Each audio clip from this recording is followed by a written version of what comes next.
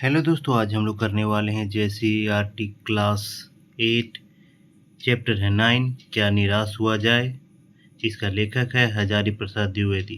तो इसका आज हम लोग करने वाले हैं प्रश्न उत्तर।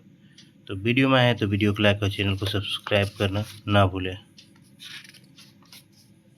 तो देखिए क्वेश्चन जो है इसमें कह रहा है, लेखक ऐसा क्यों कहता है कि हर व्यक्ति संदेह की दृष्टि से देखा जा रहा है। तो लिखिए क्योंकि, इसके बाद आप आ जाइएगा फर्स्ट पेज पे। यहाँ पे लिखिएगा क्योंकि समाचार पत्रों में ठगी, डकैती, चोरी, तस्करी और भ्रष्टाचार के समाचार भरे रहते हैं। आरोप प्रत्यारोप का कुछ ऐसा वातावरण बन गया है कि लगता है देश में कोई ईमानदार आदमी ही न रह गया है। हर व्यक्ति संदेह की दृष्टि से देखा जा रहा है। देख लिए ऐसा रीजन क्या था। ठीक है, इसके बाद हम लोग क्वेश्चन नंबर 2 पे आ जाते हैं। क्वेश्चन नंबर 2 में कह रहा था, लेखक ने स्वीकार किया है कि लोगों ने उन्हें भी धोखा दिया है, फिर भी वह निराश नहीं है। आपके विचार से इसका क्या कारण हो सकता है। तो लिखिएगा लेखक ने स्वीकार किया है कि मैं भी, इसके बाद लिखिएगा यहाँ पे देखिए, मैं भी ठगा गया हूँ, धोखा भी खाया हूँ, परंतु बहुत कम स्थलों पर विश्वासघात नाम की चीज़ मिलती है।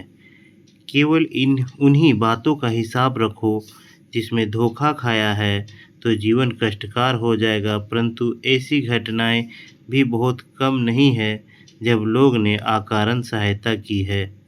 ठीक है, सहायता की है। उसके बाद लिखिएगा इसलिए लेखक कभी निराश नहीं होता है। यहाँ तक लिखिएगा दोस्तों, यहाँ कंप्लीट होता है।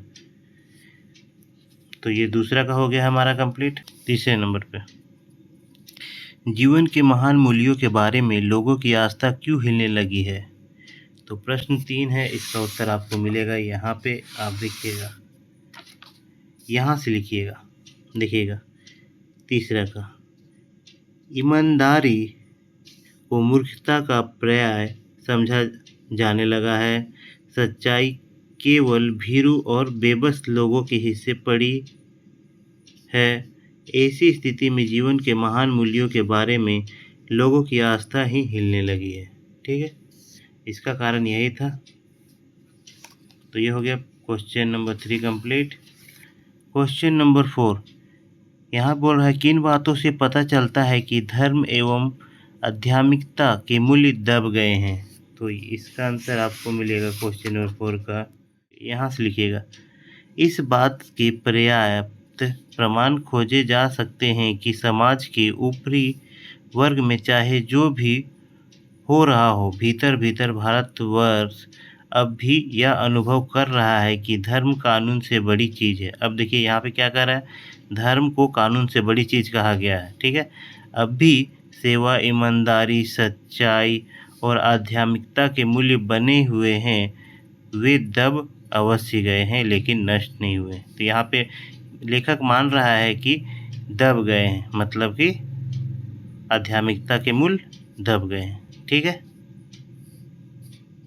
यहाँ पे हमारा प्रश्न 4 कंप्लीट हो जाता है। प्रश्न 5 देखिएगा, किसी एक घटना का वर्णन करें जिसमें लेखक को यह पता चलता है कि दुनिया की सच्चाई और ईमानदारी लुप्त नहीं है। अगर आपने यह चैप्टर पढ़ा है तो आपको याद होगा ट्रेन वाली घटना। तो चलिए करते हैं ट्रेन वाली घटना को ही। तो देखिए क्या हुआ था एक बार, यहाँ से लिखिएगा, एक बार रेलवे स्टेशन पर टिकट लेते हुए गलती से लेखक ने, यहाँ लिखिएगा लेखक ने 10 के बजाय 100 रुपये का नोट दिया और मैं जल्दी और उस वह मतलब कि लेखक ने जल्दी जल्दी गाड़ी में आकर बैठ गया। थोड़ी देर में टिकट बाबू उन दिनों के सेकेंड क्लास के डिब्बे में हर आदमी का चेहरा पहचानते हुए उपस्थित हुआ। उसने मुझे पहचान लिया और बड़ी विनम्रता से के साथ मेरे हाथ में 90 रुपये रख दिए और बोला, यह बहुत गलती हो गई थी। इस घटना से, यहाँ लिखिएगा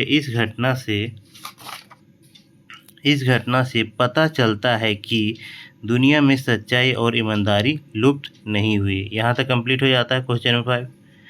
अब क्वेश्चन नंबर 6 है, कविवर रविंद्रनाथ ठाकुर ने अपने प्रार्थना गीत में ईश्वर से क्या प्रार्थना की? तो इसका उत्तर जस्ट आपको ऊपर में ही मिलेगा। देखिएगा यहाँ पे, यहाँ से शुरू है तो यहाँ लिखिएगा, कविवर रविंद्रनाथ ठाकुर ने अपने प्रार्थना गीत में भगवान से प्रार्थना की थी कि संसार में केवल नुकसान ही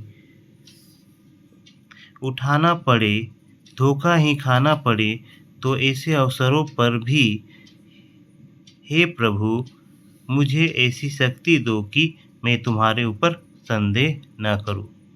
ठीक है, यहाँ पे हमारा ये आखिरी प्रश्न मतलब छठा प्रश्न भी उसका उत्तर हो गया है।